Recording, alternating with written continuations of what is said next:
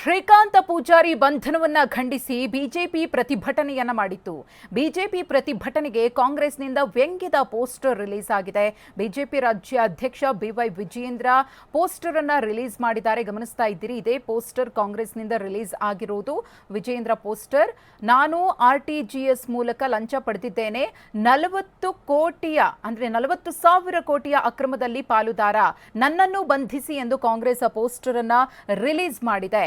B Y Vijayendra ಅವರು ಬಿಜೆಪಿಯ ರಾಜ್ಯಾಧ್ಯಕ್ಷರು, ಅವರ ಕೈಯಲ್ಲಿ ಒಂದು ಪೋಸ್ಟರ್ ಅನ್ನ ಇಟ್ಟು, ಅಂದ್ರೆ ಅವರು ಹೋರಾಟವನ್ನು ಮಾಡಬೇಕಿದ್ರೆ ಪೋಸ್ಟರ್ ಅನ್ನ ಹಿಡಿದಿದ್ರು. ಆ ಪೋಸ್ಟರ್ ಮೇಲೆ ಬರಹವನ್ನ ಬದಲಾಯಿಸಿ ಕಾಂಗ್ರೆಸ್ ಸಾಮಾಜಿಕ ಜಾಲತಾಣದಲ್ಲಿ ಈ ಪೋಸ್ಟರ್ ಅನ್ನ ಯಾವ ರೀತಿಯಾಗಿ ಅಪ್ಲೋಡ್ ಮಾಡಿದೆ ಅನ್ನೋದನ್ನ ಗಮನಿಸ್ತಾ ಇದ್ದೀರಿ. ಕಾಂಗ್ರೆಸ್ನಿಂದ ಈ ಒಂದು ಪೋಸ್ಟರ್ ರಿಲೀಸ್ ಆಗಿದೆ.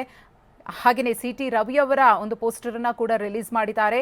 ನಾನು ಕಾರನ್ನ ಚಲಾಯಿಸಿ ಇಬ್ಬರ ಹತ್ಯೆ ಮಾಡಿದ್ದೇನೆ, ನನ್ನನ್ನು ಬಂಧಿಸಿ ಎಂದು ಸಿಟಿ ರವಿ ಅವರ ಫೋಟೋವನ್ನ ಪೋಸ್ಟ್ ಮಾಡಿದೆ. ರಾಜ್ಯ ಕಾಂಗ್ರೆಸ್ ಘಟಕ ಬಿಜೆಪಿ ನಾಯಕರ ವಿರುದ್ಧ ಈ ರೀತಿಯಾಗಿ ವ್ಯಂಗ್ಯವಾಡಿದೆ.